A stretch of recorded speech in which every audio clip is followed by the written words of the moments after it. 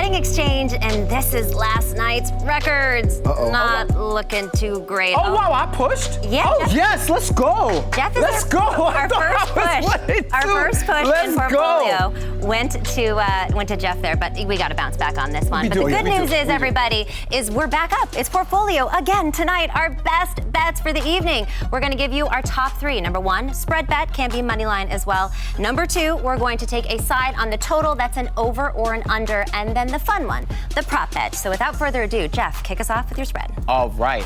I got, for my spread, laying down the 2.5 for the Falcons over the Miami Dolphins. Now, look, the Falcons are 12th in passing yards while Miami is 29th. And when I look at the type of offense that they've given up, Miami has given up. They've given up 45 to TB12, 27 to Wentz, 31 to Carr, 35 to Josh Allen. And I think Matt Ryan, while this year he probably hasn't played in that echelon, he can still cook. And he has a variety of offensive talent, including my man, my fantasy MVP, Cordarrelle Patterson, who can play both positions. I'm putting my faith in them to get me that 2.5. I feel very confident about that. Miami is kind of in disarray. Okay, very confident. I like it. I better be. Shoot. You know, you got to have confidence in the beginning. That push got me hyped.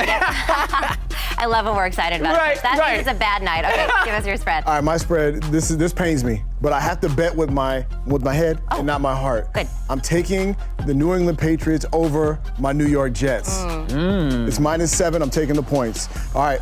Bill Belichick is 13-0 at home against rookie quarterbacks. And we all know what he did to the Jets back in, I want to say it was week 2.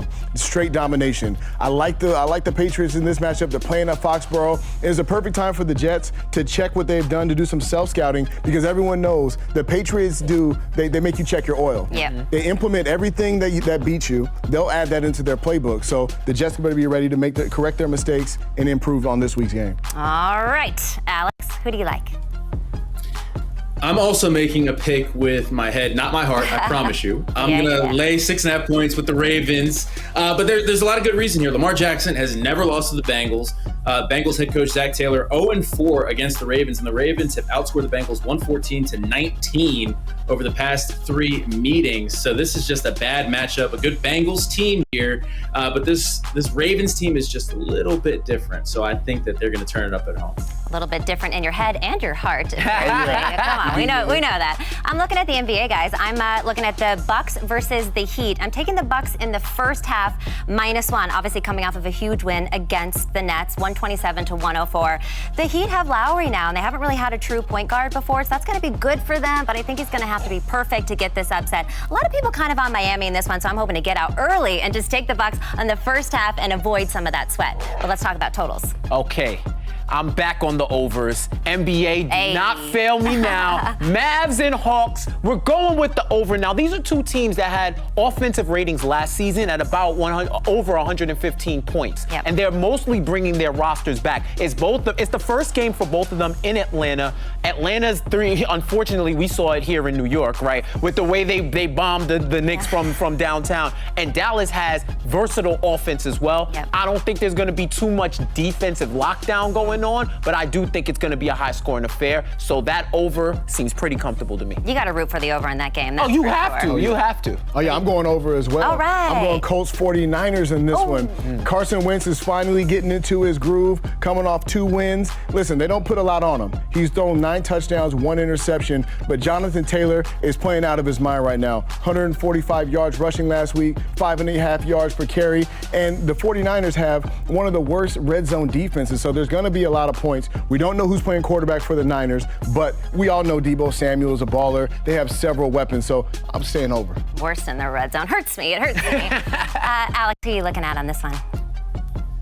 All right, I'm going with an under. I'm going to the Raiders-Eagles game. I'm back in the Eagles defense, which statistically is kind of like in the middle of the road when you look at NFL defenses, but they've also played the Chiefs, Cowboys, and Bucks. My only question is Nick Sirianni going to finally run the football? If he can run the football and the Eagles defense does what I think they'll be able to do against an overrated Raiders team, I like this game to go under.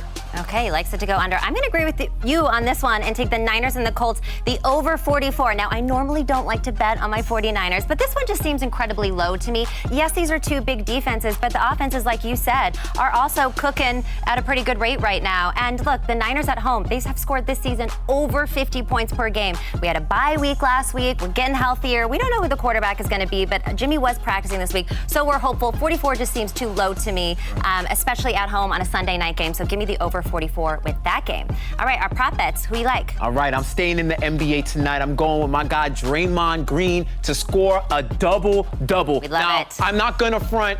The only worry I have is with the points because Draymond only put up 6 points before. But, you know, he's had 6 assists, and he's going up against a Clippers team that isn't really going to fight him on the rebounding edge. They're playing a spread offense or whatever. They're going to be on the perimeter a lot. Yeah. So I think I have a chance either in rebounds or assists to get that double-double. Oh, I love that. I love that. Who are you looking at? Nice. I'm going with my man Matthew Stafford to throw for over 286 and a half yards. He's playing against his old team, the Lions, and listen, he's going to light it up. The only person that can stop Matthew Stafford from going over is Sean McVay, his coach, and that's if they're blowing him out and they put him on the bench early. Matthew Stafford's going to be big over against his old team. Yeah, no, I feel that. Alex? All right, I'm going with Packers team total touchdowns over 3.5. The Washington football team, bottom third of the league in most defensive categories. Jameis Winston threw for 4 touchdowns. Josh Allen threw for 4 touchdowns. Matt Ryan threw for 4 touchdowns. I think Aaron Rodgers is going to be just fine. Yeah, no, I would agree with that one too. Okay, I'm looking at Javonte Williams over 47.5 rushing yards. Now, yeah, Melvin Gordon does get majority of these touches, which makes sense. But at some point, they got to let this kid loose. He had 64 yards in week 2 against Jacksonville. He only has 1 touchdown in week 3. With all of the injuries on the Brown side of the ball, I think this is the time where this kid can get in there and get over 47.5 rushing yards. So those are our portfolios. Let's hope that we get a little bit better. You're watching The Betting Exchange live on MSG. Next up, it is the last call. Don't go anywhere.